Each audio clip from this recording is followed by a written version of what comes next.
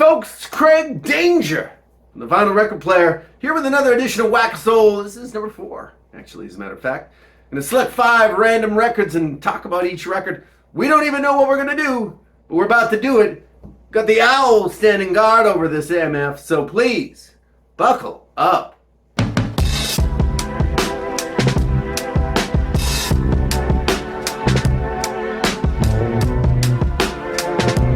Okay, so as you know, this is Whack-A-Soul, strongly influenced by Whack-A-Mole, of course, the Norman Maslov classic show available on the YouTube. What I'm going to do is I'm going to select 5 random records. You're going to see me doing it. It's going to be awkward. Hold on. I'm going to talk about 5 random picks. Here we go. Let's select one from here. Let's select one from here. Well, let's select a couple from here. This is later in the alphabet, as we know. And then we'll pull some from this jam. And then we'll go back up here. We're still being random. We're doing our best. We're just, something jumped out at me. Here we go. 5 random records. We're going to talk about each of them. What do we got here? What do we got? What are we starting with? Woo! Woo! Woo! Yes, is this in my soul section? Yes, it is. Yes, it is. Delaney and Bonnie. D&B Together from I think it's from 72.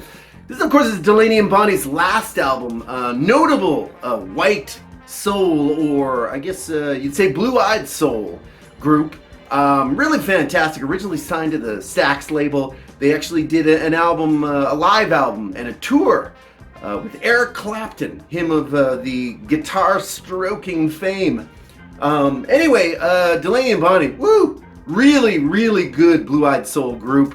I gotta say, I like my soul perpetrated by people with melanin, if you know what I'm saying. But this is really good stuff. It's their final album from 1972. This album, actually, Jerry Wexler, they had been signed to, I believe it was Atco. And Jerry Wexler was like, nope, not good enough, bro, not good enough. Boom, dropped them from the label. They also discovered that Delaney and Bonnie, married couple, they kind of had a bit of a family vibe. They were getting a divorce, and that was it. And so anyway, this album's really good. It's got Only You Know and I Know was kind of the big hit off of this one. That's definitely worth a look. Ooh, a Dave Mason classic, but they do a fantastic version of it. I think it charted about in the 20s, maybe 21, 22. It would be their final hit. Their other big hit, of course, being Never Ending Song of Love. I think, anyway, whatever. Delaney and Bonnie, 1972, good one. Jerry Wexler, you were wrong, brother. You were wrong. This album is fantastic. I don't know what you were thinking. Woo! Here we go. Here we go. Joy. Woo! Isaac Hayes. This, I think, album is just post the Shaft soundtrack. Of course, the Shaft soundtrack is the main biggest seller in Isaac Hayes' collection. Was a Grammy Award winner. I think it may have also won an Oscar. Actually, I know it won an Oscar. Not sure about the Grammy. Hey, fact check if you must. I am Craig Danger, but I've been wrong before.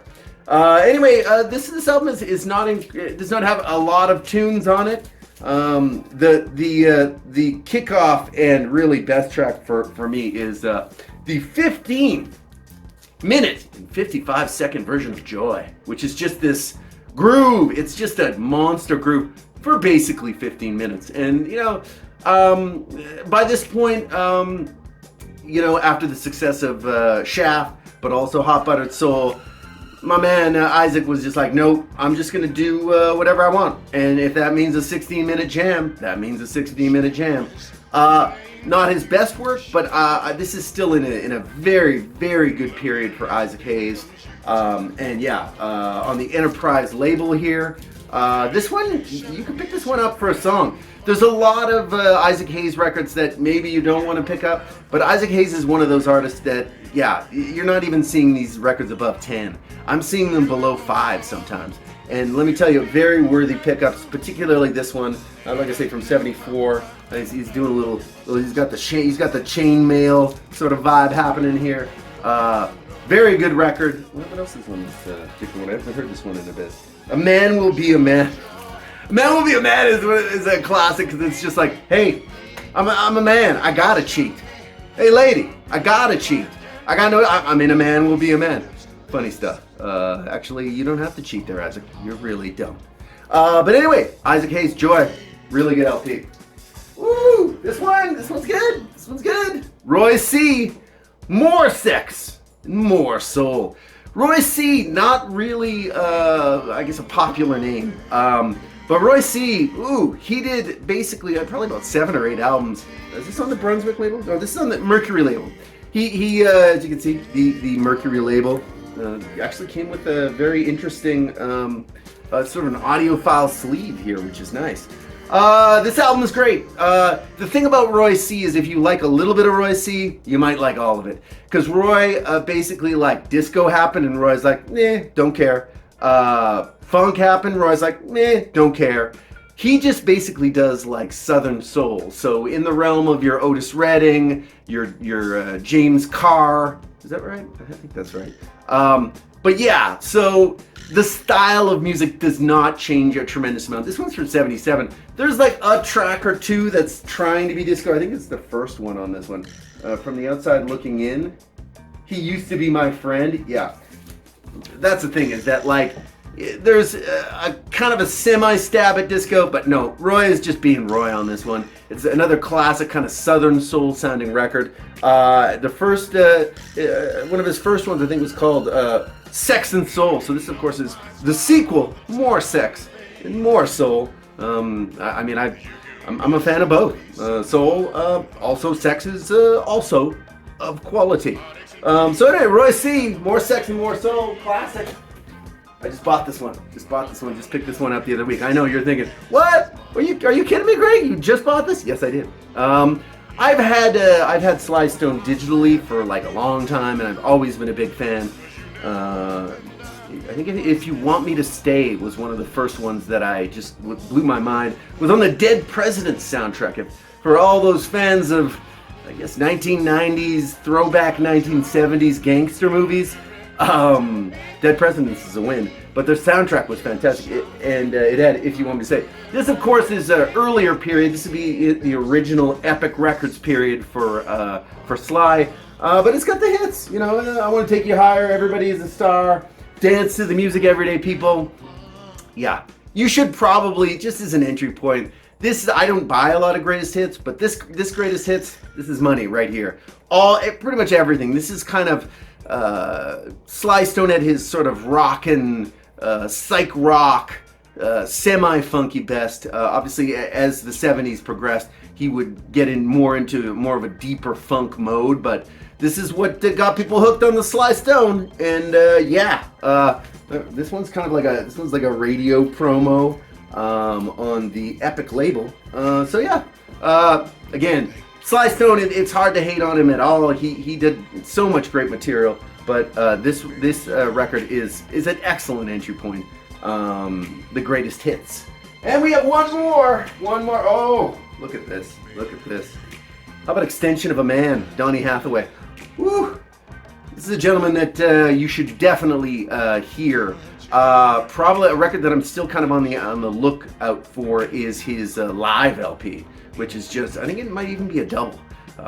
Fantastic record. But this is really great. I also have the self-titled, which I think came after this one, if I'm correct.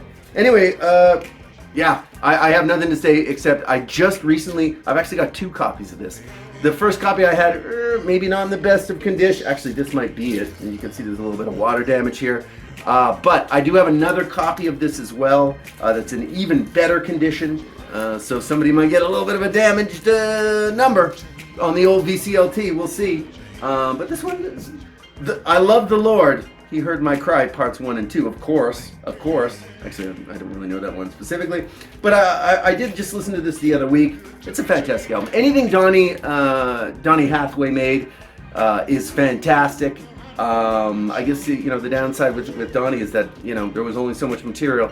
The gentleman had depression, a lot of issues, and unfortunately, I think he killed himself in, I think it was 78.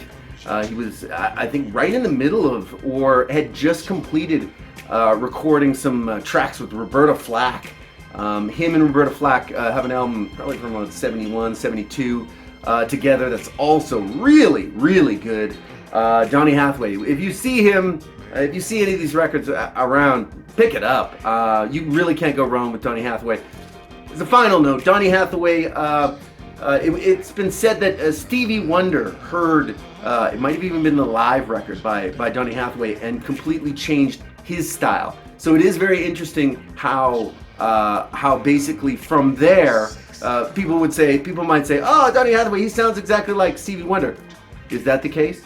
Or does Stevie Wonder sound like Donnie Hathaway? Chicken or egg, who knows? The owls naturally approve. So yeah, that was Whack of Soul number 4. Thanks for tuning in. This was very random, off the cuff, of course. Like and subscribe if you're still here watching me. Please, just subscribe. I mean, you don't even have to like. Likes, subscribes, thumbs up on the subscribes. So anyway, hey, I'm just gonna have to say that I will see you on the next one.